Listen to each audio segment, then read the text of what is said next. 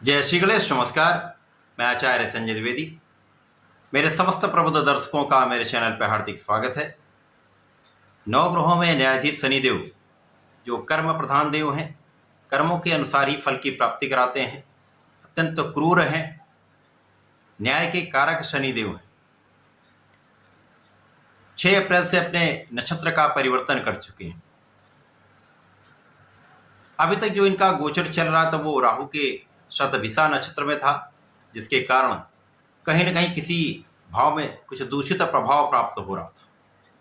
परंतु जब ये अपनी नक्षत्र का परिवर्तन करके गुरुदेव बृहस्पति के नक्षत्र में प्रवेश कर चुके हैं, तो ये अत्यंत महत्वपूर्ण भी है। विशिष्ट रूप से ये एक लाभान्वित करने वाला समय है, क्योंकि गुरुदेव बृहस्पति और शनिदेव का जब भी संबंध बनता है तो वहां पर आपका ज्ञान बढ़ जाता है, आपका अध्यात्म बढ़ जाता है, तथा साथ में यहाँ पर आपके रिसर्च वर्क में वृद्धि हो जाती है, अनुसंधान आपका बढ़ जाता है, आप बहुत धैर्यवान हो जाते हैं, बहुत विवेकशील हो जाते हैं। दोनों गुरु हैं। गुरुदेव बृहस्पति जो ज्ञान के ही कारक हैं, शिक्षा देने वाले हैं, धन प्रदान करने वाले हैं। इसी प्रकार से शनिदेव कर्म प्रधान देव है तथा ये प्रायोगिक रूप से जीवन का समस्त ज्ञान प्रदान करते हैं। जब दोनों गुरुओं का आपसी संबंध बनेगा तो निश्चित रूप से समस्त राशियों को, समस्त जातकों को विशेष रूप से प्रभावित करने वाला है, लाभान्वित करने वाला है। अब ये अलग अलग राशियों के लिए शनिदेव का ये जो गोचर काल है वो अलग अलग भाव में बन रहा है, अलग अलग स्थानों पर बन रहा है। उसके अनुसार परिणाम भिन्न भिन्न हो सकते हैं, परंतु एक सकारात्मक परिवर्तन है तो कहीं ना कहीं कुछ विशेषता तो अवश्य इसमें होती है जो एक बड़ा लाभ दे सकता है। आज मैं तुला राशि के लिए शनिदेव के इस नक्षत्र परिवर्तन का किस प्रकार का प्रभाव प्राप्त होने वाला है, किस प्रकार के लाभ मिल सकते हैं, कहां पर आप कितना लाभ लेने वाले हैं, जो समस्या आ सकती है उससे आप कैसे बच सकते हैं, संपूर्ण विश्लेषण मैं पूर्ण तर्क के साथ करने जा रहा हूं। प्रिय दर्शकों, इस राशिफल को आप अपने लग्न तथा राशि दोनों के अनुसार देख सकते हैं, क्योंकि शनिदेव एक लंबी अवधि के ग्रह, किसी भी राशि में इनका गोचर 2.5 वर्ष के लिए होता है। इसी प्रकार से जब भी इनका परिवर्तन होता है वो भी एक लंबी अवधि के लिए होता है। 6 अप्रैल से जब ये गुरुदेव के पूर्वा भाद्रपद नक्षत्र में प्रवेश कर चुके हैं तो यहाँ से ये 3 अक्टूबर 2024 तक गोचर करें, तो लगभग 6 माह का समय ये गुरुदेव बृहस्पति के नक्षत्र में रहने वाला।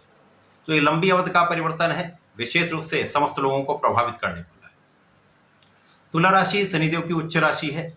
तुला राशि के लिए शनिदेव चतुर्थ तथा पंचम भाव के स्वामी है, जहां पर वर्तमान समय में पंचम भाव में ही त्रिकोण के भाव में इनका गोचर चल रहा है।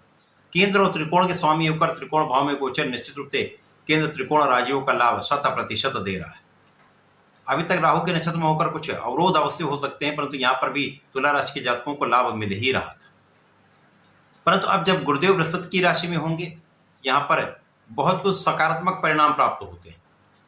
यहाँ पर आपका ज्ञान अत्यंत प्रबल होने वाला है, क्योंकि ज्ञान के कारक और कर्म के कारक दोनों के साथ में प्रभाव मिल रहा है।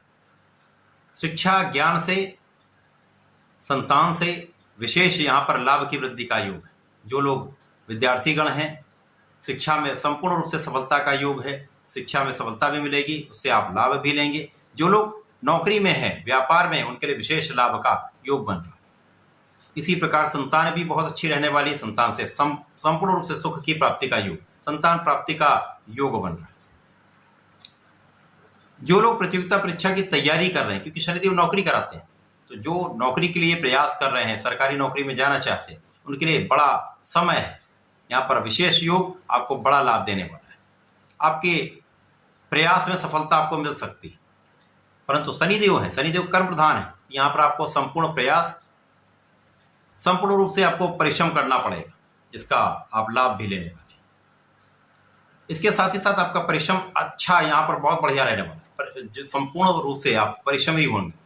जब आप परिश्रमी भी हैं, ज्ञान भी आपका प्रबल है, आप धैर्यवान भी, तो आपके निर्णय बहुत अच्छे रहने वाले।